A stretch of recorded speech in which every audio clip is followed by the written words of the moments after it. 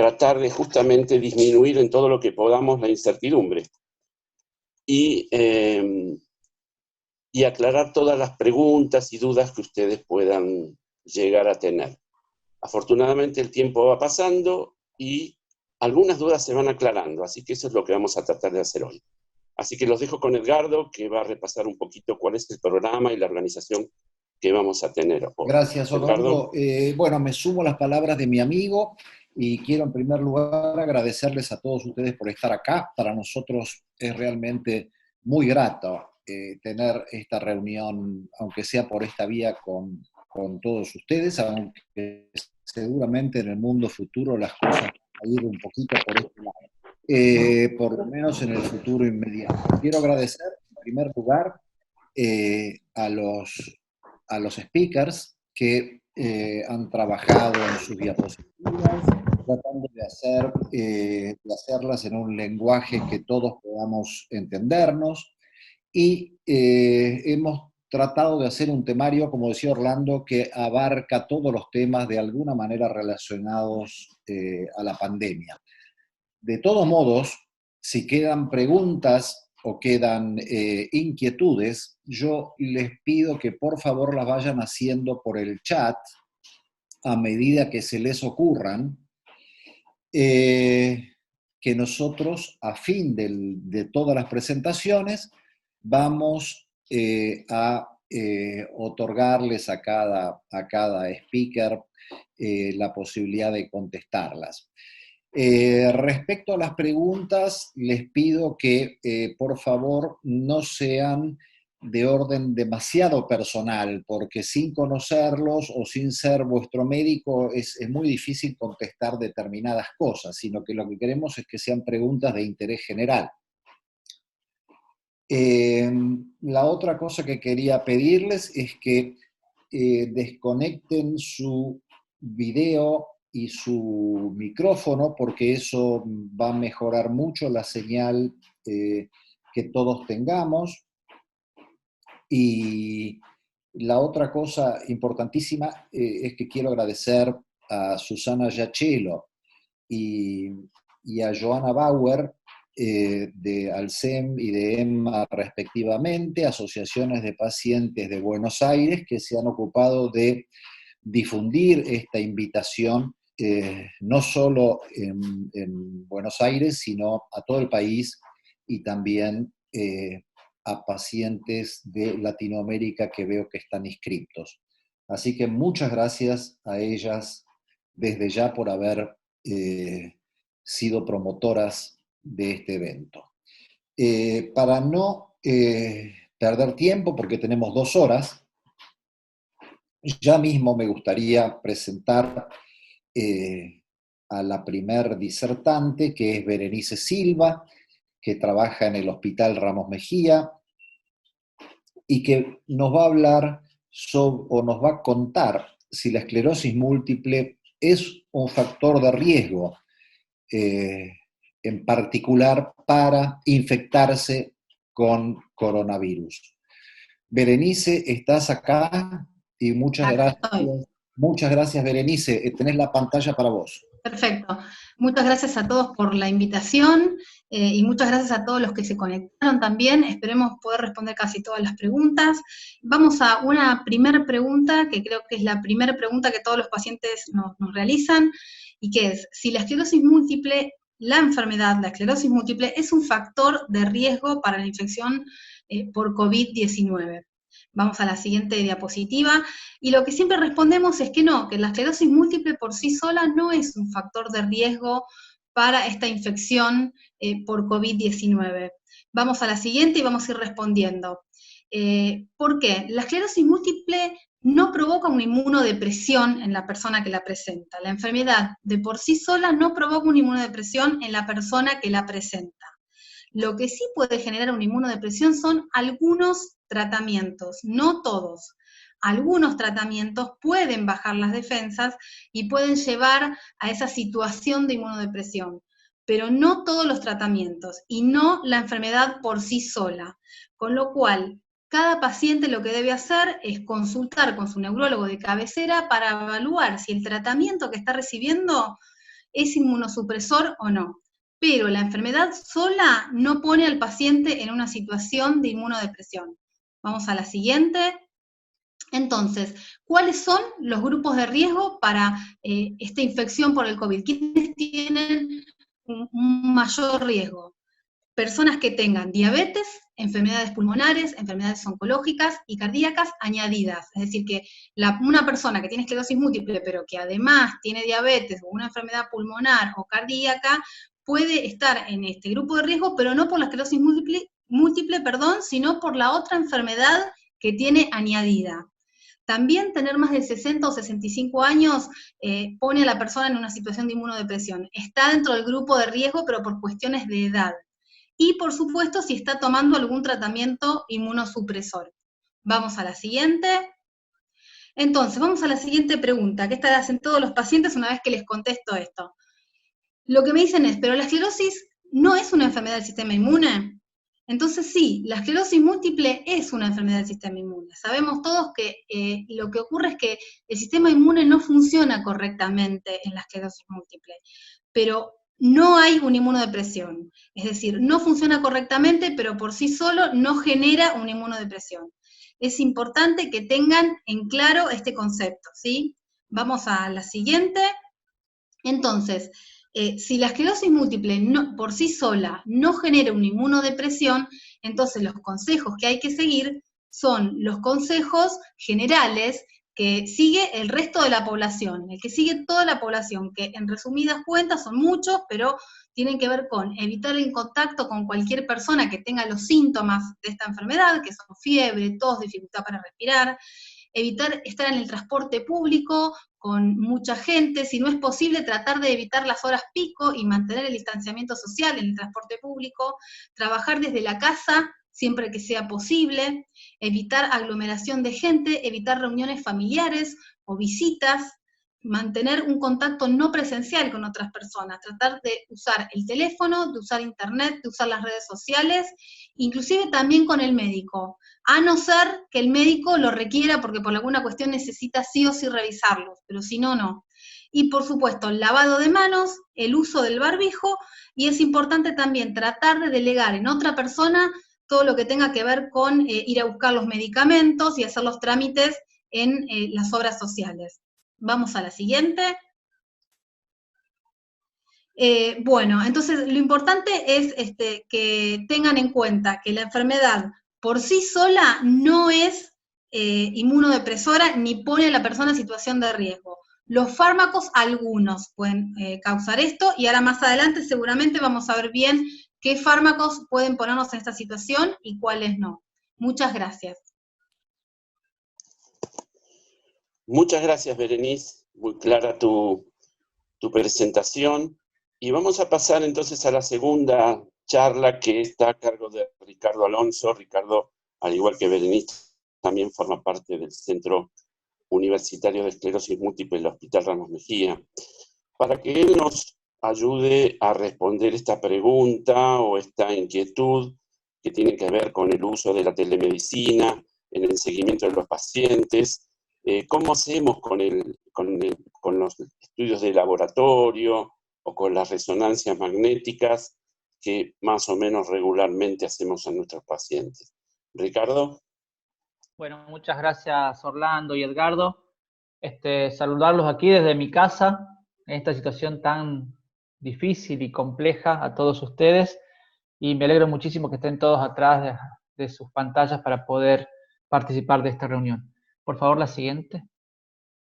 Bueno, lo primero que yo les quería contar era esto de la telemedicina y cómo deberían ser los controles. Cuando uno habla y nombra esta palabra tan compleja como telemedicina, pensamos que por ahí es algo que se hace en el exterior o que viene desde la NASA, algo medio complejo. Y en realidad la telemedicina viene un poco a reemplazar esto que no podemos hacer ahora, que es la consulta frente a frente, o que lo podemos hacer con algunos pacientes seleccionados para disminuir el riesgo al contacto, a andar en la calle o en algún medio de transporte, y la telemedicina viene a romper esto, haciendo una forma de puente entre el médico y el paciente. para el diagnóstico, para seguir un tratamiento, etcétera, usando un recurso tecnológico. Este recurso tecnológico puede ser la computadora, puede ser el celular, pero si solamente tenemos una llamada con el médico y el médico nos llama para preguntarnos cómo estamos, ustedes les pueden pasar también el resultado de algún laboratorio por teléfono, esto también es telemedicina, o sea, no necesitamos grandes cosas para poder comunicarnos con nuestros médicos o de que el médico siga atento a lo que le está pasando al paciente. Esto lo hacemos nosotros desde el hospital público, lo hacen nuestros colegas de SEMBA también desde su lugar. Algunos pacientes que tienen la posibilidad lo seguimos mediante la computadora, algunos pacientes utilizamos el teléfono y otros también podemos utilizar una llamada telefónica y no con el smartphone.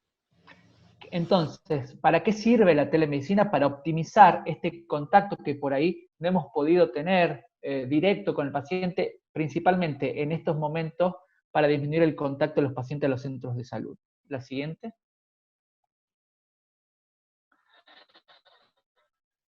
Ahora voy a hablar un poquito de controles de laboratorio. Ustedes saben que cada medicación necesita diferentes controles. No quiero entrar en detalle de los controles que necesita cada medicación, pero sus médicos habitualmente, cada 2, 3, 4, 5 meses, etcétera, le van pidiendo algunos controles de laboratorio.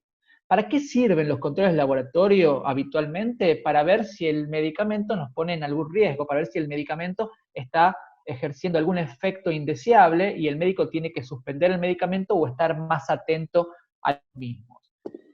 Con respecto a la pandemia, uno tiene que entender que cuando salimos de nuestra casa estamos de vuelta expuestos a algún riesgo.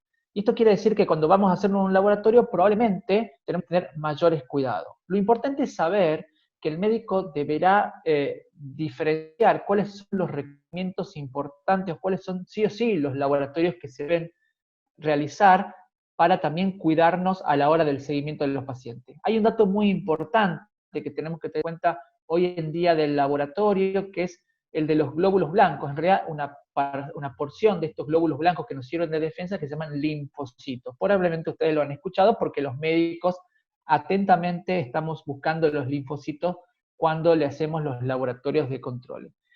¿Por qué es importante el dato de estos linfocitos? Porque estos linfocitos serían parte de nuestra barrera o de nuestro ejército que actuaría como de defensa ante ciertas infecciones. En el caso de una infección viral y en el caso del coronavirus, cuanto menor sea el número de linfocitos, probablemente uno estaría en mayor riesgo. Entonces el médico que indica estos tratamientos muchas veces debe seguir haciendo el recuento de los laboratorios, debe seguir haciendo el pedido de los laboratorios, por un lado para ver el medicamento cómo va actuando y si está haciendo de alguna manera algún efecto indeseable, y también para ver el recuento de los linfocitos.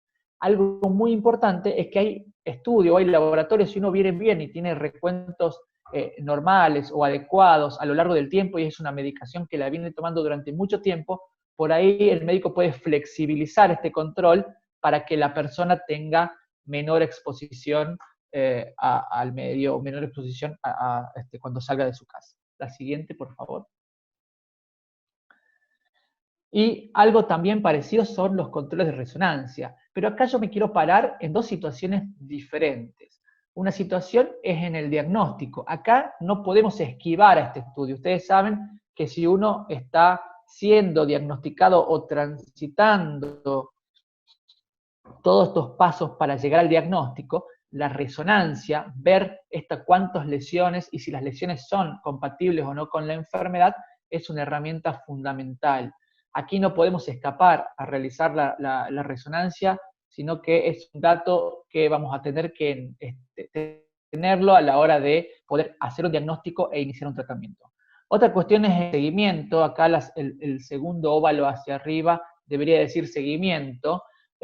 Acá habitualmente los médicos, los neurólogos, cuando el paciente va muy bien con la medicación, hacemos un control anual de resonancia magnética.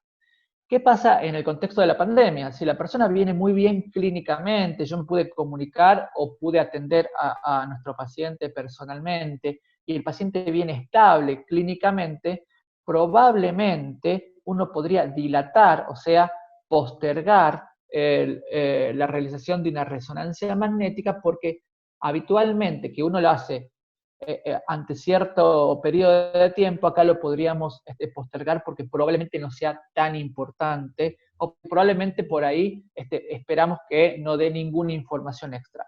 Ahora bien, si nosotros sospechamos de que el paciente puede estar bajo cierta circunstancia de un brote o una situación, un síntoma no esperado que nos llame un poco la atención, probablemente la resonancia magnética la tengamos que utilizar. Pero bueno, hay dos escenarios diferentes y esto siempre se va a ir flexibilizando y el neurólogo obviamente va a tener que decidir si este estudio es necesario o no. Y ahora la última diapositiva tiene que ver con esto, todos estos interrogantes, si hacemos o no hacemos laboratorios, el otro interrogante es si se están realizando resonancias magnéticas, si el paciente puede también acceder, porque también hay algunas cuestiones de acceso que lo van a contar más adelante. Hay una encuesta que está tratando de sacar todos estos datos para que después podamos con estos datos saber cuál es la realidad y cuál ha sido la verdad durante la época de la pandemia, que ustedes la pueden ver en las páginas de EMA, Alcem también la ha comunicado, tanto entrando por Alcem o por EMA, pueden entrar a esta encuesta, ustedes llenando rápidamente los datos, podemos saber qué está pasando en realidad y en su vida cotidiana con la resonancia, los laboratorios de la medicina. Bueno, muchísimas gracias. Muchísimas gracias, Ricardo. Fuiste muy claro. Probablemente haya preguntas, algunas ya aparecieron en el chat con tu tema y probablemente fueron parcialmente o totalmente contestadas. Fuiste muy claro. Bien, quiero presentar a Liliana Patruco, quien trabaja en el Centro de Esclerosis Múltiple del Hospital Italiano y también en el Centro de Esclerosis Múltiple de Buenos Aires, quien nos va a hablar sobre los tratamientos específicos para esclerosis múltiple en el contexto de esta pandemia. Liliana, muchas gracias. Adelante, tenés disponible las cámaras. Bueno, muchísimas gracias. Bienvenidos a todos y me alegra enormemente ver que hay un gran número de personas que pudieron sumarse a este espacio de intercambio. Y siguiente diapositiva, por favor. Obviamente, como todos ustedes saben muy bien, hay una gran disponibilidad de tratamientos que han aparecido, sobre todo en los últimos años, para poder controlar la enfermedad. Tenemos algunos que son inyectables, otros que se administran oralmente y hay otros que se infunden por vena en determinados periodos de tiempo. Por supuesto que todos los tratamientos tienen por un lado, ¿cuáles son los beneficios de los que hablamos? Y bueno, que ayudan a disminuir la presencia de brotes, que tienen un impacto positivo en la progresión de la discapacidad, y que todos ellos apuntan a mejorar la calidad de vida de todos y cada uno de ustedes. Por supuesto que conllevan algunos riesgos, por eso es que tenemos que hacer, como decía Ricardo anteriormente, controles. Fundamentalmente estos controles de laboratorio, y pueden tener otros efectos adversos que están relacionados con la tolerancia del medicamento, que también podemos controlarlos.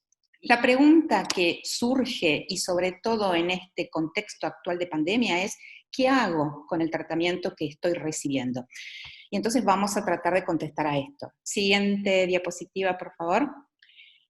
Algo que es muy importante, y como decía Berenice antes, las personas con esclerosis múltiple no tienen un mayor riesgo de infectarse por COVID, salvo que además de tener esclerosis múltiple tengan otras enfermedades asociadas, como diabetes, como enfermedades pulmonares o cardiovasculares o enfermedades oncológicas.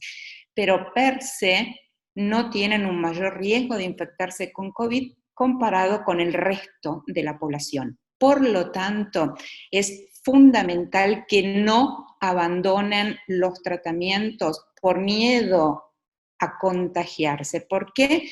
Bueno, porque esto puede favorecer que se reactive la enfermedad, que vuelvan a aparecer brotes y que también progrese la discapacidad. Entonces, vuelvo a repetir, no abandonar los tratamientos. En algunos casos, y que son muy puntuales, el médico en diálogo o en conversación con el paciente tal vez pueda decidir retrasar en forma transitoria el inicio de algún tratamiento o bien los esquemas de infusiones. Pero en línea general todo se mantiene igual. Sí es importante tratar de restringir las visitas presenciales al hospital. ¿Y en qué momento sí deberíamos ir? En el caso de que hubiera una recaída, y después veremos qué hacemos con ellos, o bien cuando tenemos que ir a los centros de infusión para poder recibir el tratamiento que necesitamos y que nos corresponde en ese momento.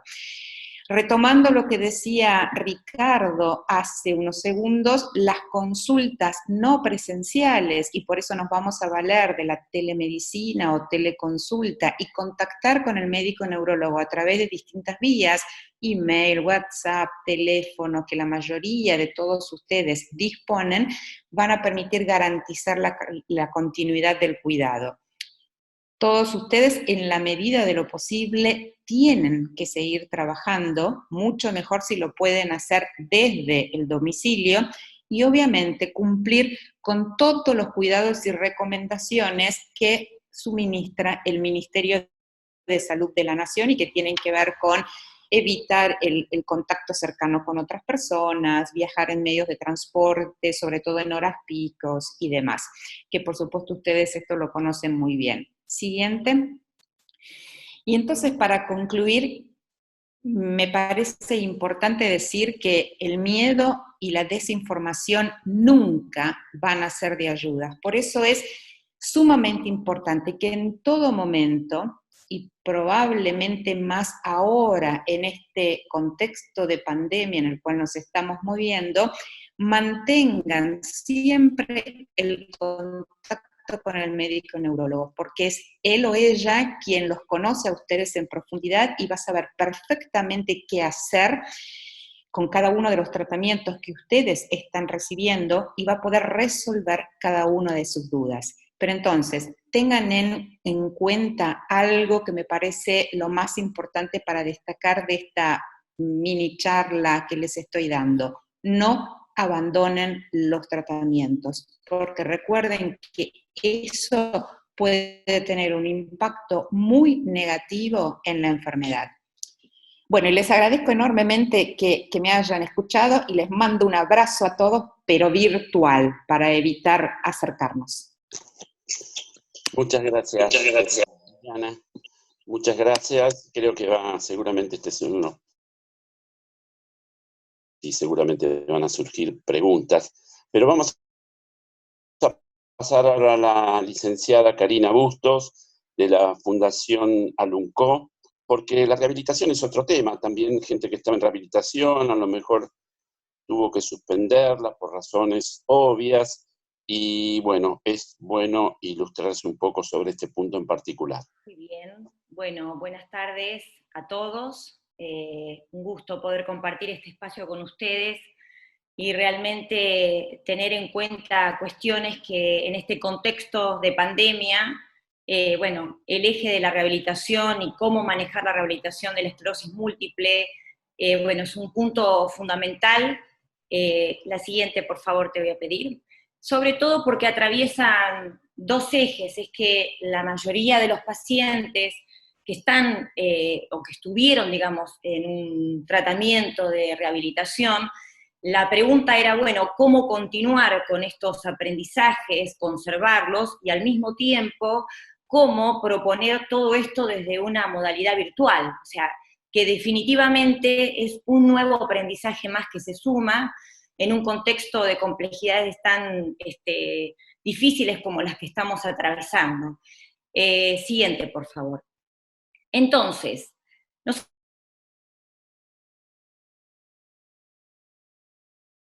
situación que atraviesa la complejidad en esclerosis múltiple, en este caso el aislamiento, la cuarentena, las dificultades que pueden aparecer en el territorio familiar, y la verdad es que siempre entendemos que tenemos que ir hacia métodos en neurorehabilitación que nos permitan una comunicación efectiva entre las diferentes disciplinas, entre las diferentes especialidades por las cuales está atendiendo el paciente. Es decir, y que además puede incluir lo biológico, lo psicológico, lo social y lo cultural. Por esto lo llamamos nosotros abordaje centrado en el paciente y abordaje transdisciplinario.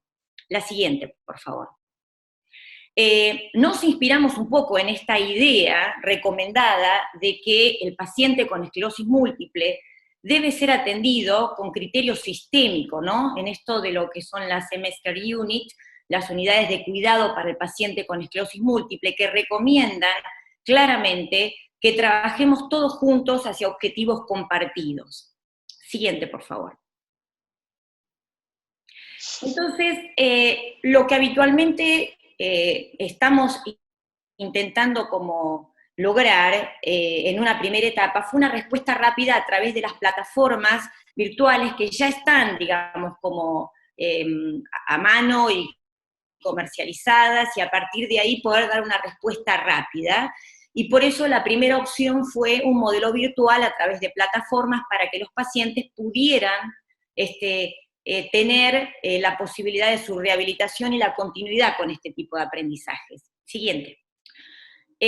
Lo que encontramos en el modelo virtual, en esta oportunidad de hacer telerehabilitación, fue poder tener un contacto directo con el entorno del paciente, es decir, que nosotros podamos estar entrenando la funcionalidad, la autonomía, la independencia, en el mismo contexto donde se desarrolla la vida cotidiana, haciendo un relevo domiciliario, situaciones que pueden ser de riesgo, como relevos que tienen que ver con el diseño de los ambientes y demás, y también, por supuesto, la inclusión directa en estas actividades de familiares y cuidadores.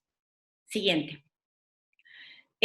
Los desafíos más importantes para dar respuesta en términos de un modelo virtual. Definitivamente el primero para mí es la contención emocional en esta nueva situación, donde hay que realizar acciones realmente para poder escuchar qué sucede en este momento, que si bien nos atraviesa a todos, en particular las dudas, todos estos temas que estuvieron previamente desarrollando los colegas, bueno, en relación a esta situación de contagio y cómo cada uno se va sintiendo en esta situación.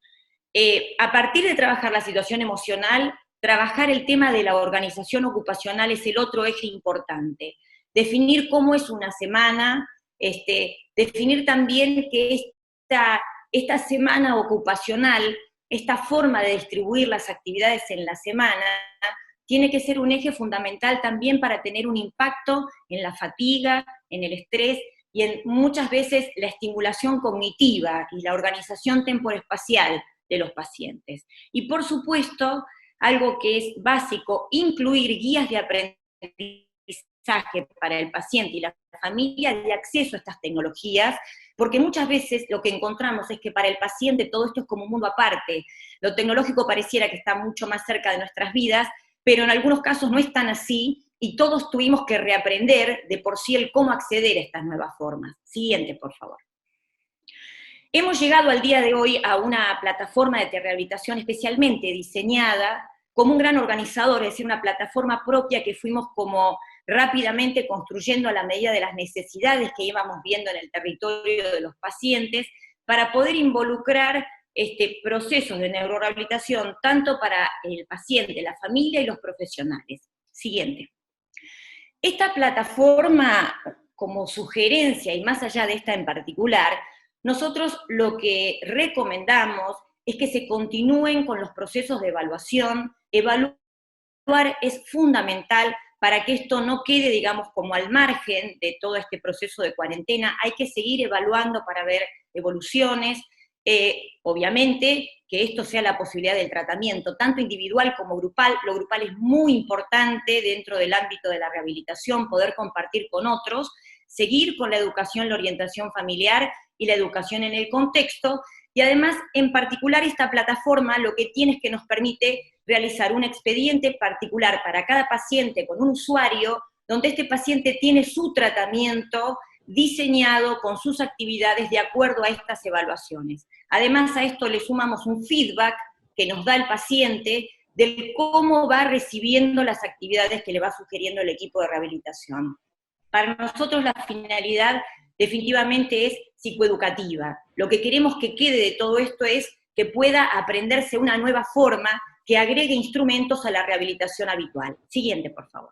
Por último, precisamente como no sabemos bien cómo continuará, estamos en medio de una incertidumbre, estamos intentando objetivar qué quedará de todo esto, con lo cual estamos desarrollando una investigación para evaluar el impacto de la actividad mediada por plataforma de telerehabilitación, tanto en el paciente como en el equipo tratante y en el entorno. La siguiente. Porque lo que nosotros intentamos, de alguna manera, es ver después de este momento cuánto la telerehabilitación va a poder realmente ser una herramienta que podamos llevarnos más allá del momento de la pandemia. Y si algo de esto nos acercará en forma definitiva a tener impacto en la calidad de vida, en el espacio real donde pertenece el paciente, y si esto nos facilitará además un impacto en la cuestión anímica, familiar y de contexto. Muchas gracias. Muchísimas gracias, Karina. Y quisiera reforzar este concepto de que no estamos de vacaciones, sino que estamos pasando una cuarentena y que la rehabilitación por eso no debe ser descuidada en este momento, sino que lo que debemos es encontrar herramientas en conjunto para seguir muy activamente con la rehabilitación. Bien, vamos a pasar al próximo disertante, que es Juan Ignacio Rojas. Juan Ignacio Rojas es neurólogo, especialista en esclerosis múltiple, trabaja en el Centro de Esclerosis Múltiple de Buenos Aires, en CEMBA, y trabaja también en CEMIC, y se dedica exclusivamente a esta enfermedad. Y nos va a hablar ahora en los próximos 5 minutos o 10, qué debemos hacer si aparece una recaída durante esta pandemia. Juan, ¿estás ahí? Muchas gracias, muchas gracias. Muchas gracias por la presentación, Doc. Un placer compartir este espacio con colegas a los cuales respeto muchísimo y sobre todo con los pacientes, muchos pacientes conocidos, y por supuesto estos espacios siempre son muy enriquecedores. Yo voy a tocar el tema de recaídas, el qué hacemos con las recaídas desde una mirada bien pragmática, bien operativa de consultorio. Nunca está de más el tema de qué es una recaída. Hoy la recaída, a lo que la denominamos, cómo la denominamos o cómo la identificamos, y esto se lo transmitimos a los pacientes cuando dicen estoy cursando una recaída o puedo llegar a tener una recaída, básicamente el síntoma nuevo que se instala en un paciente que no tenía ese síntoma o que quizás en algún momento tuvo algo parecido, pero ahora empieza a tenerlo de nuevo, que dura al menos 24 horas y por lo general lo que vemos es una instalación del síntoma que progresa en un par de días, se va haciendo más intenso y después se empieza a disminuir progresivamente. Quizás lo más importante o el concepto más importante que siempre le damos es el perfil temporal al síntoma nuevo. No el síntoma que aparece y desaparece, sino el que se instala y que dura al menos un día y que va progresando. Eso nos puede hacer pensar que se esté desarrollando una recaída, y un concepto importante en esto, al pensar si hay o no una recaída, es el dejar afuera factores que puedan confundir o que puedan hacernos pensar en un síntoma nuevo en alguien que no lo está teniendo, que son las pseudo recaídas. Por eso es importante, y esto siempre lo preguntamos y lo vemos con los pacientes cuando tienen síntomas nuevos, que es que no estén cursando fiebre, que no estén en el contexto del inicio de nuevos medicamentos o estén teniendo efectos adversos a ciertos medicamentos. O sea, dejar de lado algunas cosas que pueden generar confusión. Algo importante es cuando identificamos una recaída, y esto lo hacemos independientemente de este contexto de pandemia, si toda recaída tiene que ser tratada. En definitiva, una recaída de lo que nos habla es de una nueva inflamación a nivel del cerebro de la médula que se está traduciendo como un síntoma nuevo. Lo importante es saber si esa inflamación tiene que ser o no tratada. Tenemos que salir a generar o desinflamar para producir una desaparición de los síntomas. Y esto, independientemente del contexto de la pandemia, lo hacemos siempre a la disquisición porque no toda recaída tiene que ser tratada. Muchas veces nos encontramos con inflamaciones nuevas, con síntomas que se instalan pero que no impactan en el día a día del paciente, que no lo limitan, que no generan ninguna disfunción en lo que puede hacer, y entonces esos síntomas, por más que efectivamente los consideramos que son una recaída, decidimos no tratarlos, porque no toda recaída se tiene que tratar. ¿Cuáles son las recaídas que tratamos? Aquellas inflamaciones nuevas que se instalan, que van progresando y sobre todo que empiezan a impactar en la funcionalidad de los pacientes, que generan una debilidad. Esa debilidad se traduce porque no puedan hacer sus actividades habituales desde el lado de miembros superiores, desde el tipeo de una computadora, desde su actividad laboral, que empieza a interferir en la caminata, que empieza a interferir desde lo sensitivo.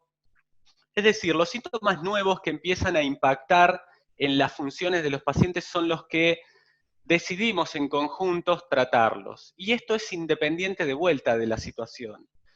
¿Qué pasa hoy en el contexto de esta pandemia o de este contexto de infección? No difiere de lo que hacíamos fuera del contexto de la infección. Establecer si es o no una recaída, si hay que tratarla o no a la recaída, y si hay que tratarla más allá del contexto de la pandemia, hay que tratarla. La respuesta es si el paciente está teniendo una recaída y esa recaída impacta funcionalmente en el paciente, hay que tratarla. Y el tratamiento no difiere de lo que haríamos fuera de este contexto, el de usar corticoides a altas dosis y que esos corticoides a altas dosis frenen la inflamación y hagan revertir el proceso. Quienes por ahí hayan ya recibido corticoides son los mismos en esta situación que la que aplicaríamos si la haríamos fuera de esta situación, que son por vía endovenosa entre 3 a 5 días. O sea que la respuesta ante la situación de qué pasa si tengo una recaída no cambia de este contexto de lo que haríamos en otro momento. Identificar si es o no una recaída, establecer si impacta o no en la funcionalidad del paciente y si necesita un tratamiento, hay que tratarlo.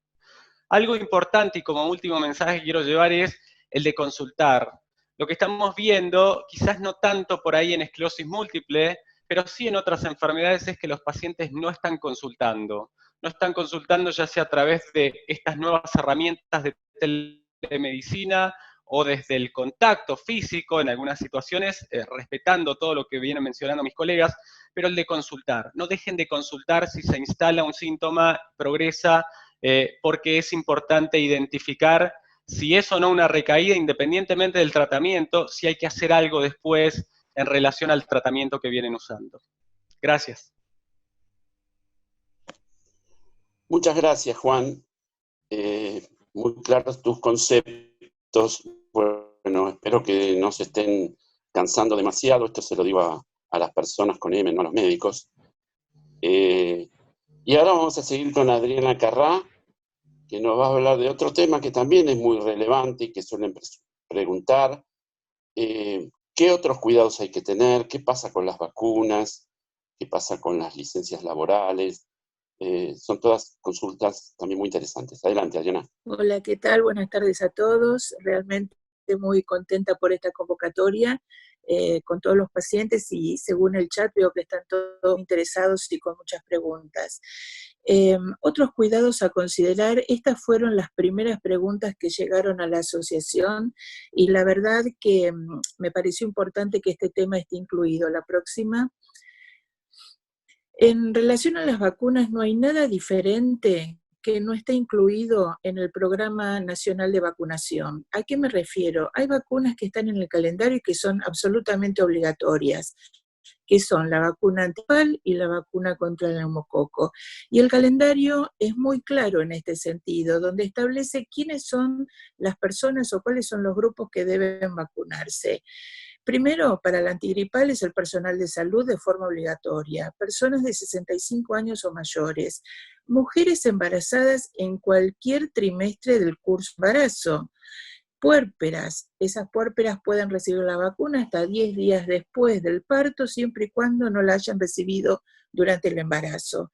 Niños de 6 a 24 meses y aquellas personas que están incluidas dentro de un rango no contemplado, como son de 2 años a 64 años, solamente deben de vacunarse si su médico así lo aconseja y si están incluidos dentro de alguna población de riesgo, como el mismo calendario lo menciona. ¿Qué pasa con la vacuna contra el neumococo? Es obligatoria para personas de 65 años o mayor, para niños menores a 2 años y nuevamente aquellas personas que están dentro de un rango no establecido como obligatorio, que es entre los 2 años y los 64 años, solamente personas que tienen antecedentes de enfermedades crónicas o enfermedades inmunológicas serias deben ser vacunadas. De todas formas, siempre en estas poblaciones, tanto para una como para la otra vacuna, deben ser consensuadas con su neurólogo si no están dentro de la población obligatoria. Les comento que hay un 0800 que es del gobierno, 0800-2002, tocando la opción 5 se pueden consultar todas aquellas dudas que las personas o los pacientes tengan en relación a la vacuna. Por fuera de estas vacunas que son obligatorias dentro del calendario de vacunación, todas esas vacunas deben ser consensuadas con su médico neurólogo y o su infectólogo. Me refiero a la iniciación de algunos tratamientos para la enfermedad, para la esclerosis múltiple. La próxima.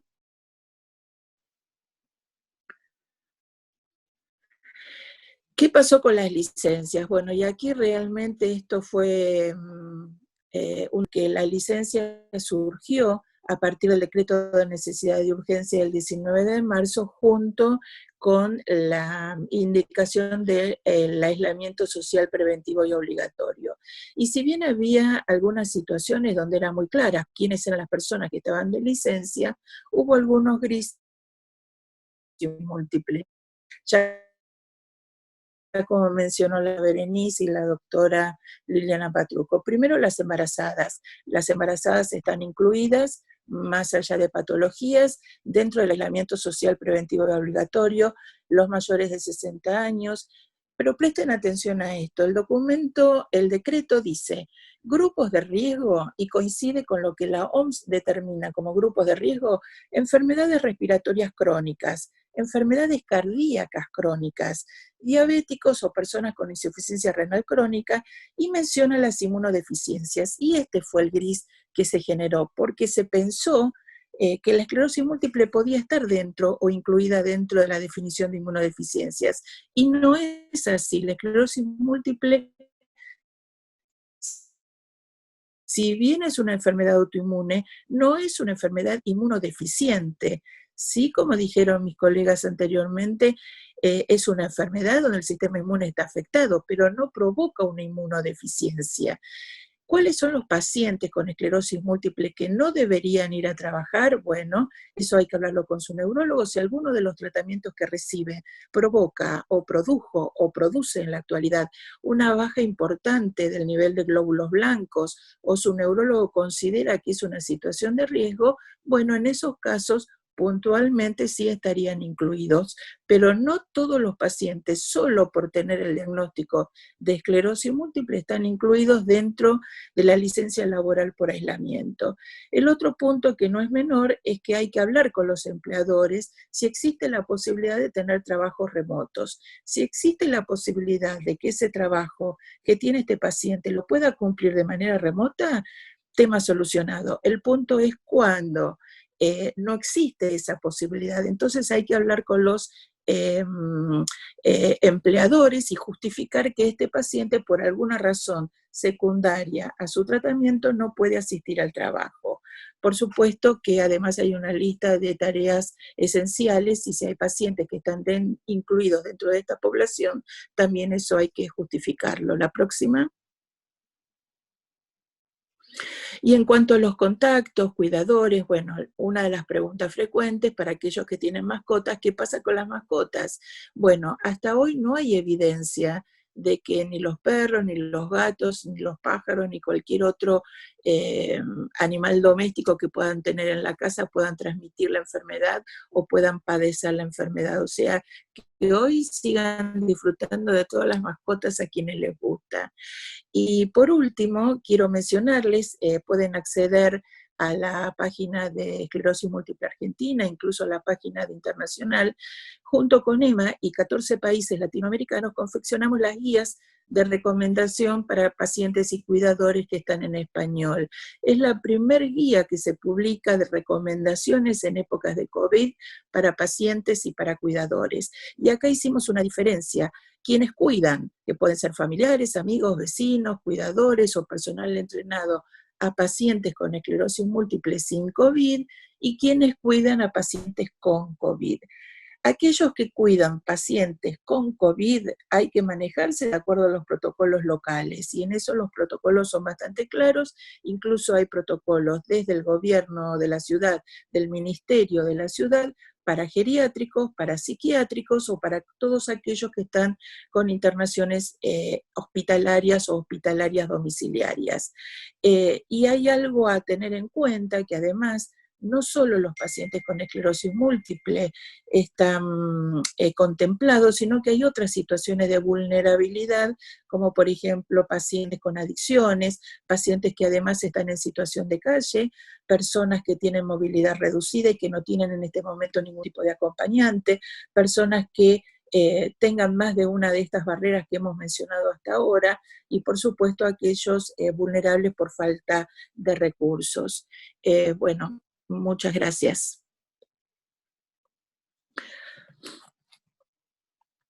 Muchas gracias, Adriana. Nos contaste cosas muy importantes y sobre todo prácticas, ¿no? A pesar que todos los días están cambiando y por supuesto cada cosa es provisoria en estos tiempos. Vamos a escuchar ahora a Nora Fernández Liguori, que trabaja en el Hospital Lanari y en el Hospital Güemes, que nos va a contar, o que nos va a explicar qué debemos hacer si una persona con esclerosis múltiple se infecta de COVID en este momento. Perdón, dije Hospital Lanari, me confundí, corrijo, ella trabaja en el Hospital Tornú y en el Sanatorio Güemes. Nora, por favor. Gracias, Orlando. No, yo también me equivoqué, ¿viste? Gracias, Edgardo, gracias, Orlando, gracias a todos, y gracias a todos ustedes realmente por estar atrás de las pantallas y escuchándonos. Bueno, a mí me toca realmente el tema, como yo podría decir, como el tema tan temido, ¿no? Algo que ni ustedes, ni nosotros, ni nadie realmente quisiera pasar, y es pensar qué es lo que hacemos si estamos ante la posibilidad o ante la eventualidad de estar siendo infectados por el coronavirus. La próxima, por favor. Lo más importante que yo quiero decirles es que algunas de las recomendaciones de las que vamos a hablar en realidad surgen de opiniones de expertos, de sociedades científicas, ya que en realidad hay poca experiencia y sobre todo se sabe poco en relación al COVID y M, cómo puede llegar a ser obviamente la evolución. Entonces, muchas de las cosas que yo voy a plantear en los próximos minutos tienen que ver exactamente con eso, y no porque realmente sean recomendaciones basadas en la evidencia, por mucha literatura que hay, realmente es bastante escaso en el momento actual, y quiero hacer al menos esa salvedad. Pero bueno, en el caso de si alguno presenta, alguna persona con esclerosis múltiple presenta algún síntoma compatible con enfermedad por coronavirus, ustedes los conocen, ¿no? No vamos a volver a insistir, pero bueno, puede surgir la duda, ¿tengo o no tengo? Y bueno, una recomendación que se hace es que en la medida de lo posible tratar de no asistir a guardias médicas, o sea, tratar de evitar aglomeraciones. En el caso que fuese estrictamente necesario, si es posible, no concurrir acompañado y comunicarse en la medida de lo posible también inmediatamente si se posee una cobertura de salud o a los teléfonos que están disponibles del Ministerio de Salud de cada localidad. Y en ese caso, realmente lo que uno sugiere es que se aguarden las instrucciones que le van a brindar en la consulta, porque de acuerdo a lo que uno esté expresando, se va a considerar si puede ser sospechoso o no sospechoso de presentar la enfermedad. Obviamente, ya en este caso, incluso en este primer contacto, uno tiene que, le van a preguntar factores de riesgo, sabemos que la esclerosis múltiple no es un factor de riesgo, pero hay que decir que uno la tiene, y también si está medicado y con qué medicación. Posteriormente a esto, inmediatamente tratar de comunicarse con su médico tratante, y obviamente en esta situación, si hubiese cercanos turnos programados, como ya se comentó previamente, en cuanto a hacerse un laboratorio, hacerse resonancias magnéticas o estudios que estuviesen próximos a realizarse, eso se tiene que cancelar hasta que la situación esté controlada. La próxima, por favor. Bueno, obviamente va a empezar todo un protocolo, que esos son los protocolos para cualquier persona sospechosa de COVID, que están reglamentados por el Ministerio de Salud y que se van a llevar, digamos, a cabo si la persona realmente es necesario que sea testeada. Algo importante también, que el testeo, o sea, el eventual hisopado, si fuese necesario realizarlo, por el mero hecho de tener esclerosis múltiple, no implica que sea prioritario simplemente por tener la enfermedad. En este caso se va a tratar o se va a indicar o no el hisopado de acuerdo nuevamente a la reglamentación y al protocolo que emite el Ministerio de Salud. Y acá creo que es el tema más importante. Y acá vuelvo a insistir en que no hay una recomendación basada en la evidencia, sino que surge un poco de lo que está sucediendo y sobre todo teniendo en cuenta el sentido común. Que es, de acuerdo a las medicaciones que uno está recibiendo, y que ya se hablaron, ya la doctora Francisco habló claramente de ellas, el doctor Alonso habló de por qué se podía estar más o menos en riesgo, que tiene que ver obviamente con aquellas medicaciones que son consideradas inmunosupresoras y sobre todo aquellas que disminuyen los linfocitos, es que si se confirmara la infección, el infectólogo, con conocimiento de esto y en contacto también con el neurólogo, definirán si es necesario suspender o no las medicaciones. La próxima. Esto simplemente es a modo de información. Es muy probable que, aun a pesar de tener la infección, determinadas medicaciones, aquellas que sabemos que no son inmunosupresoras, sino inmunomoduladoras, se van a poder continuar. Probablemente el resto de las medicaciones se van a suspender. Ya sabemos que si la persona no está infectada, probablemente haya que retrasar algunas medicaciones o retrasar la infusión o el próximo ciclo de medicación, pero en este caso, o al menos hasta que la infección esté controlada, algunas medicaciones de las cuales conocemos son inmunosupresoras, seguramente haya que suspender transitoriamente, y una vez que la infección esté controlada, después volver a ver cuándo se van a poder reiniciar. Eso es un poco el manejo y las recomendaciones ante una infección. Yo quiero destacar algunas cositas más como para finalizar. Es que esto que comenté antes, todo esto surge de recomendaciones que seguramente en la medida que vayamos teniendo muchísima más información y conozcamos más de lo que pasa con los pacientes con esclerosis múltiple que hayan tenido y hayan pasado la infección, probablemente las recomendaciones irán cambiando porque esto es sumamente dinámico. Algo también importante es que, como ustedes también saben, no hay drogas aprobadas para el COVID. hasta la fecha. Hay sí algunas, a lo mejor, medicaciones que en algunos lugares se han aprobado, digamos, en forma sumamente rápida, pero hasta ahora no hay nada realmente que se sepa que pueda modificar la evolución. Y algo también importante es que no se conoce, se desconoce si con todas las medicaciones que se están utilizando en el manejo de los pacientes con COVID, puedan tener alguna interacción con las medicaciones que se usan para el tratamiento de la esclerosis múltiple.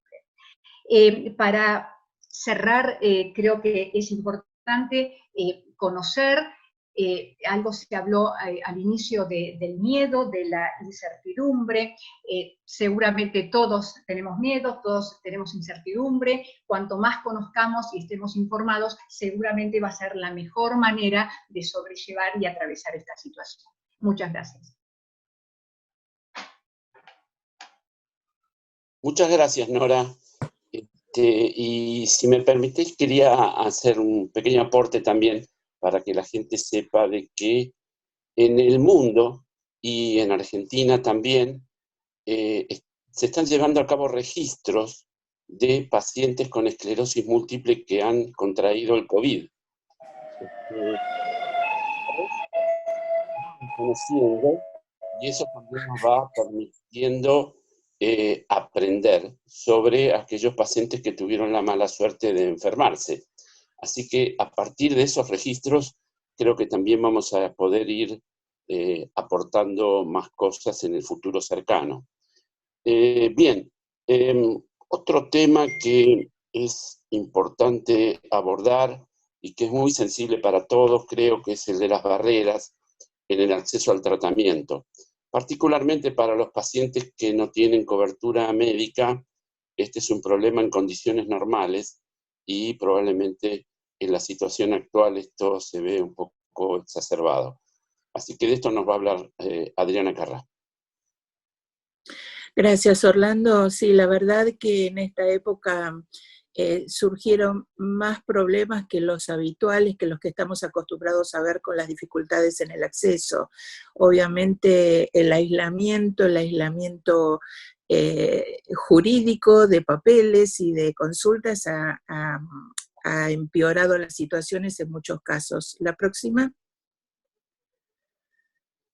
Bueno, una de las barreras, la primera barrera que surgió, esto lo presento en base a todas las consultas que llegaron a EMA, que fueron realmente una catarata de consultas durante los primeros días de la pandemia, de la cuarentena, y que aún todavía están llegando. Es cierto, como dijo Edgardo, que muchas cosas se van modificando a través del tiempo, pero estas siguen siendo preguntas digamos, muy frecuentes a la fecha. Una de las barreras es la administrativa. ¿Cómo hago para conseguir una receta? ¿Cómo hago para conseguir una orden para un laboratorio o un resumen de historia clínica que me está pidiendo la obra social? ¿Cómo hago para presentar papeles, para, digamos, tener una continuidad de los tratamientos? Bueno, esa barrera que fue la número 1, hubo un boletín oficial del 31 de marzo del Ministerio de Salud de la Nación, donde con la intención de facilitar estos caminos y que los pacientes no se amontonaran en las salas de espera o en los hospitales, donde se pudiera evitar la circulación de los pacientes, bueno, la intención fue muy buena, pero sin embargo, en un aspecto complejizó todo lo que era el circuito de las recetas, a punto tal que hoy por hoy las recetas deben de incluir todos estos datos, aparte de los datos habituales de aquellos que tienen seguro médico, su número de afiliado, tiene que tener incluida la palabra receta emergencia COVID-19. Además deben de tener incluidos los datos de la farmacia que le van a entregar la medicación, tales como teléfono de contacto, email del contacto. En algunos casos las prepagas han solicitado hasta el nombre del farmacéutico a cargo.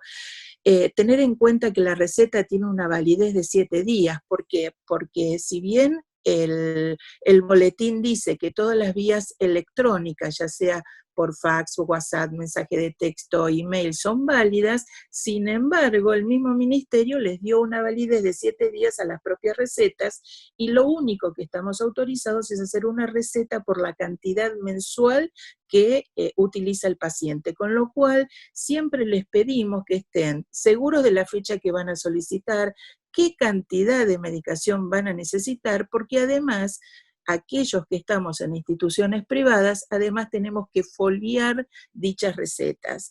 Todo esto es importante, si bien al principio es como un balde de agua al paciente de todo lo que hay que solicitar, sin embargo, cuando llaman a la obra social, esto la obra social lo tiene bastante automatizado y no tardan menos de 24 horas en darle todos los datos que necesitamos. O sea, las obras sociales saben que les vamos a pedir todos estos datos. La próxima. La segunda barrera, como ya mencionamos anteriormente, es a través de las consultas. Es muy difícil manejar un diagnóstico sin conocer al paciente y sin tener una consulta presencial. Si bien la telemedicina es una herramienta a la cual nos vamos a tener que habituar y adaptar y modificar a través del tiempo, hoy por hoy en determinado grupo de pacientes tiene una barrera. Primero porque no todos tienen acceso a internet, por más de que tengan WhatsApp. A veces el WhatsApp está en zonas donde las conexiones no son buenas y las consultas, una cosa es enviar por WhatsApp una receta que la puede bajar y presentar en cualquier momento, pueden mostrar la foto en cualquier momento, y otra cosa es mantener una consulta donde se necesita un tiempo un poco más estable, y a veces las conexiones de internet no son las más adecuadas, ya sea para el paciente y muchas veces en las propias instituciones. Segundo, el examen neurológico, obviamente, que es un poco más dificultoso, por más que nosotros podemos inferir en qué estado está. Y hay que entender que hay alguna serie de evaluaciones, como evaluaciones neuropsicológicas u otros test motores, que no vamos a poder hacer por telemedicina. Y a esto yo le agregaría otra barrera, que es la barrera de las dificultades que tienen muchos pacientes para manejar este tipo de dispositivos o para entender las consignas y poder tener este tipo de teleconsultas. La próxima. Y la tercera barrera, que para mí personalmente fue la más importante, porque día a día esto se va modificando y cuando modificamos una surge otra, tiene que ver con el aspecto legal. Esclerosis múltiple argentina tiene dos áreas desde el punto de vista legal, o varias áreas. Una es lo legal propiamente dicha, que tiene que ver con el acceso a los tratamientos, el acceso a las rehabilitaciones, todo lo que es el aspecto médico. Otro que es el laboral, y por último el previsional. Y en esta época de pandemia, de cuarentena, nos hemos encontrado con que, bueno, las tres están muy ligadas, y además han surgido, cada día surgen problemas nuevos. Desde el acceso al tratamiento, ¿cuál fue la pregunta frecuente? ¿Qué derechos y obligaciones tienen los pacientes en tiempos de COVID? Digamos, ¿cómo le tenemos que decir y hacer entender a la obra social que el paciente está en un aislamiento, ya sea por su enfermedad, o ya sea porque por su edad, o porque corresponde a la población que está contemplada en el aislamiento obligatorio, y sin embargo hay obras sociales o hay instituciones que piden que el paciente ve o traiga algún tipo de documentación o llenar formularios especiales. Estos formularios no tienen que ser solicitados por la obra social, tienen que tener una validez de 6 meses, desde el último formulario presentado, y esta es una forma de explicarle a la obra social que los pacientes no tienen que transitar, porque hay un decreto, una disposición del Ministerio y del Gobierno donde les dice que no tienen que transitar. ¿Qué pasa si las obras sociales rechazan los tratamientos? Bueno, tienen que acceder a las asociaciones y nosotros los vamos a orientar cómo lograr que los tratamientos se les mantengan, que no le cambien la medicación, porque hoy lo que estamos viendo es que las obras sociales o prepagas dicen, bueno, usted toma A, pero yo tengo B, le estamos dando B. Bueno, hay que acercarse a la asociación, que los vamos a ayudar, cualquiera de las asociaciones, en poder ustedes mantener los tratamientos que tienen hasta el momento. Lo que no fue menor es qué pasó con los trabajos y qué pasó con lo previsional, Primero, porque hubo pacientes que tuvieron que mencionar en su trabajo que tenían esclerosis múltiple cuando hasta el momento no lo habían tenido, no lo habían declarado, no lo habían comunicado, cuáles son las obligaciones que tienen que tener los empleadores, ver la posibilidad de poder hablar desde las asociaciones con los empleadores o los pacientes con los empleadores, cuál es la posibilidad de mantener trabajos remotos, buscar un tipo de solución para que los pacientes puedan mantener sus trabajos de forma remota. Por supuesto que hubo descuentos de haberes, esto también se ha tratado, hay descuentos que no son adecuados, que no deberían de existir, sin embargo eso está existiendo. Y lo otro que estamos viendo, y que esto surgió, estamos viendo el fondo de la punta del iceberg, es que muchos trabajos que se creían que eran regulares no lo eran tanto, los empleadores no estaban haciendo los aportes correspondientes, eso llevó a la desvinculación de los pacientes en algunos casos con la pérdida de la obra social y por supuesto la pérdida de todos los accesos. El otro punto es la negociación con las obras sociales porque tenemos dificultades en que puedan aprobar o validar, por ejemplo, aquellos que están con internación domiciliaria o aquellos que necesitan rehabilitación a domicilio. Bueno, ahí hay algunas barreras que estamos tratando de soslayarlas. Yo les pido a todos los pacientes que tienen algún tipo, o tuvieron o tienen algún tipo de dificultad en estas barreras que hemos mencionado, que es muy difícil sintetizarla en 5 minutos, que se acerquen a las asociaciones, que los vamos a aconsejar, los vamos a orientar y los vamos a acompañar. Bueno, muchas gracias, un abrazo para todos, porque ahora sí que ya no hablo más. Muchas gracias, Adriana, muchísimas gracias. Y no sé si no vas a hablar más porque seguramente hay preguntas para vos que yo ya estoy viendo en el chat.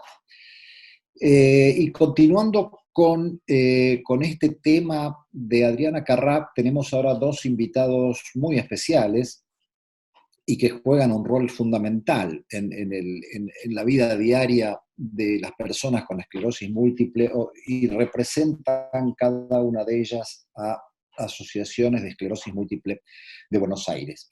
Primero, nos va a hablar Johanna Bauer por parte de Esclerosis Múltiple Argentina y nos va a contar qué es esto de un espacio para pacientes y cuidadores en EMA en el entorno de esta pandemia. Muchas gracias, Johanna, por haber aceptado participar de esta convocatoria. Gracias a ustedes, gracias a todos, gracias por estar ahí escuchándonos. Siguiente, por favor. Bueno, la verdad que es un gran desafío este contexto, implica repensar la institución y teniendo en cuenta que sabíamos un poco lo que estaba pasando en otros países, la asociación decidió cerrar la atención al público el 16 de marzo para poder prepararnos, para empezar a pensar cómo íbamos a hacer esto de la virtualidad, de qué cosas teníamos que tener en cuenta, por lo menos en el tiempo previo que sabíamos que íbamos a tener para hacer algunos trámites o agilizar algunas cuestiones que estaban pendientes. Bueno, el 20 de marzo ya sabemos, se inició el aislamiento y a partir de ese momento la forma de contacto con la asociación fue a través de la web, del mail y las redes sociales. Y para nosotros la primera tarea fundamental fue escuchar a las personas. Si bien llegaban mails, nos ocupamos de llamarlos, de escuchar cuáles eran las consultas, poder agruparlas, poder entender por dónde venían las dudas, los miedos, las angustias, y poder empezar a dar respuesta a todo eso que surgía. Y principalmente poder organizarnos nosotros como equipo para poder responder a todas estas nuevas consultas que surgían. Siguiente, por favor. Entonces agrupamos, tuvimos cuáles eran todas estas dudas, consultas que aparecían por parte de los pacientes, de los familiares, que bueno, un poco planteó Adriana, algunas de estas dudas, todo lo que eran los nuevos trámites, la nueva forma de tramitar y gestionar las cosas que necesitamos en lo cotidiano, las personas con EM, bueno, entender los trámites, ahora era todo por mail, por WhatsApp, cómo nos contactamos, cómo mandamos, cómo conseguimos la receta. También empezó a aparecer el tema subsidios, el certificado único de discapacidad, distintas consultas y todo obviamente lo vinculado directamente con COVID, ¿no? Y el contagio y demás. Y medicaciones, obviamente. Entonces, por un lado, tuvimos contacto con las entidades gubernamentales como Copidis, de la cual formamos parte, y tuvimos una reunión en la que se habló principalmente de todo lo que es el CUDE, el Certificado Único de Discapacidad, cómo se iba a gestionar, cómo iba a avanzar todo esto, y cuáles eran las medidas también que iba a tomar el gobierno en cuanto a los hospitales públicos para el acceso. Por otro lado, tuvimos reunión con la Agencia Nacional de Discapacidad, que planteamos que era sumamente importante continuar con la rehabilitación, y planteamos algo que ya venía de larga data igual, que tiene que ver con incluir salud del programa nacional, que hace rato que no está funcionando como nos gustaría. Que tuviéramos esta reunión no significó que tuviéramos una respuesta, sí que planteáramos las consultas, las dudas, las necesidades desde la comunidad con esclerosis múltiple. Y por último, ya esto fue hace poquito, tuvimos una reunión con el Ministerio de Salud de la Nación, planteando principalmente, esto obviamente va a tener consecuencias en la economía y en el acceso a tratamientos de alto costo, de alto precio, y ya empezamos a plantear esta cuestión como para estar preparados y empezar a plantear estas dificultades que están apareciendo y que estamos escuchando cada vez más. Por otro lado, nos pareció importante trabajar en equipo, porque es fundamental en este contexto, porque obviamente no íbamos a dar abasto todos, y estamos todos cansados también de esta situación, de la cuarentena, y poder retroalimentarnos y brindarnos información y acompañarlos es fundamental, así que desde las asociaciones de Córdoba, Corrientes, Mendoza, la gente que está en Neuquén y Bahía Blanca, empezamos a trabajar juntos para ayudarnos, para pasarnos datos, para tratar de acompañar de la mejor manera posible. Siguiente, por favor. Bueno, entre estas consultas surgió el tema de rehabilitación, que era súper importante, que estaban todos reclamando. Un punto muy importante que también tuvimos en cuenta al principio fue contactar a todas aquellas personas que nosotros teníamos registradas que requieren de cuidadores para garantizarnos y mantenernos en contacto para que esos cuidadores siguieran asistiendo a sus domicilios y tomar todos los recaudos y medidas necesarias para que esas personas pudieran estar cuidadas, tanto el cuidador como la persona que requiere de ese cuidador, ¿sí? Tuvimos en cuenta esta demanda que también aparecía respecto de la rehabilitación, y en conjunto con Fundación INECO hicimos una serie de tutoriales, son 15, que plantean algunos tips, algunos consejitos como para manejar cierta rutina en casa, que obviamente no reemplazan lo que es la rehabilitación.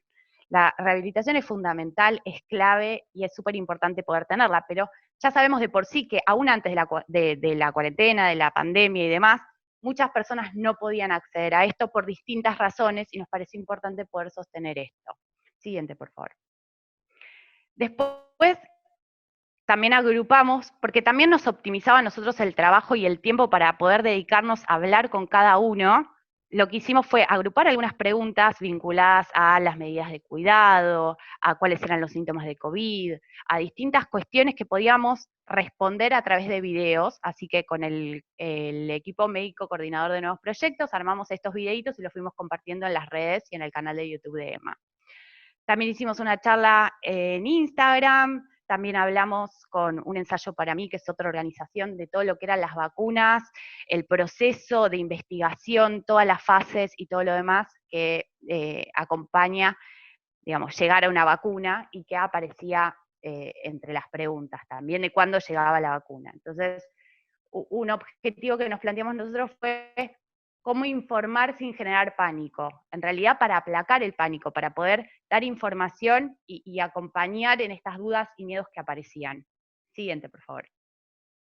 Bueno, esto más o menos lo plantearon, ya Adri lo mencionó y Ricardo también. Pudimos participar de las recomendaciones latinoamericanas de pacientes y cuidadores, y estamos con la encuesta. Esta encuesta, que es el impacto de COVID en personas con esclerosis múltiple, que esperamos que se sume toda Latinoamérica, estamos por lo menos desde Argentina todas las asociaciones participando. Sabemos que es sumamente importante que se sumen, que pongan, que cuenten cómo afecta, porque no estamos hablando solo de aquellos que tienen el virus, sino de cómo afecta esta pandemia, este COVID, en nuestra vida cotidiana, en nuestras emociones, en cuál es el impacto social que tiene, y es fundamental que podamos tener datos latinoamericanos para poder compartir a nivel mundial. Siguiente, por favor. Resumiendo un poquito y destacando algunas cosas que estamos haciendo actualmente, tenemos un grupo que se llama EMA Te Acompaña, que fue la continuación de una iniciativa que tuvo CUEM, el área de neuropsicología, con Sandra Banotti, que ellos iniciaron un grupo por WhatsApp donde se establecían ciertas pautas en los momentos del día, y bueno, seguimos un poquito eso, les pedimos autorización, por decirlo de alguna forma, y continuamos nosotros con esa actividad, con 2 consignas, con profesionales que están súper atentos al grupo y acompañando. También continuamos con los grupos de apoyo vía WhatsApp, a través de algunos tienen reuniones de plataformas virtuales. Estamos muy atentos a cuáles son las necesidades y poder estar presentes. También lo que es el seguimiento individual, con el apoyo de profesionales y de voluntarios que ya venían a la institución, que ya conocen a la población y que están acompañando, haciendo videollamadas a aquellas personas que están un poco más aisladas, que requieren de más ayudas técnicas y que los cuidadores están ahí presentes y también acompañando y ayudando a los cuidadores. Hubo cambios en los cuidadores, no continuaron quizá las mismas personas con las que ya tenían un vínculo, entonces fue fundamental también explicarles a esas personas de qué se trata, cuáles eran las ayudas, teniendo en cuenta las características de cada paciente.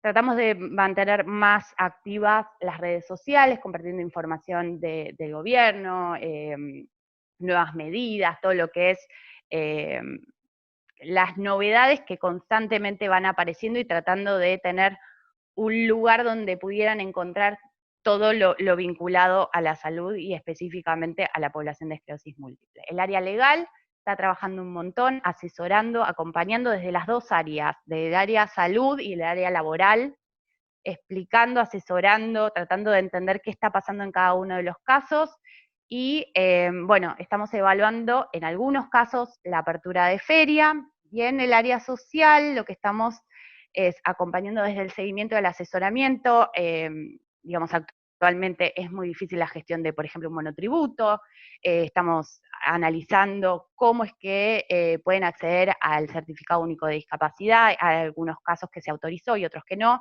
estamos evaluando eso, y más o menos hoy haciendo cuentas y viendo todo lo que venimos haciendo, me di cuenta que respondimos más de 200 consultas en el mes, en cada uno de los meses desde que inició la pandemia, que fue, digamos, que esas consultas no queda solo en responder la consulta, sino que implica un seguimiento, informarnos, capacitarnos, entender porque es nuevo para nosotros también.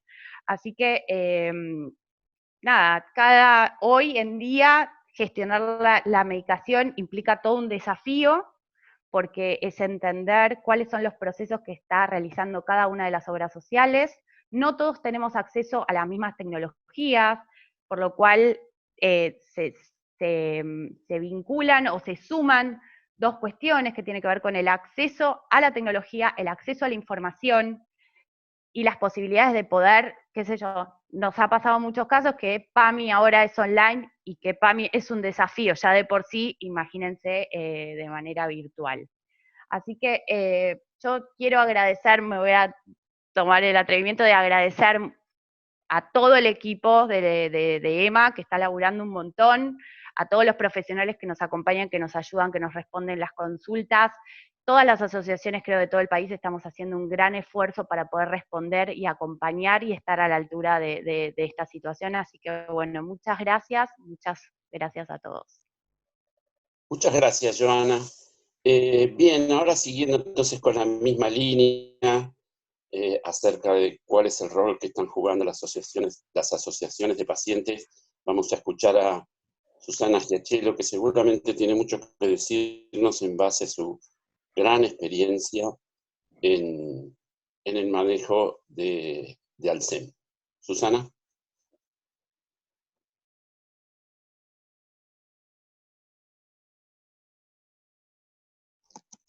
Susana, el micrófono.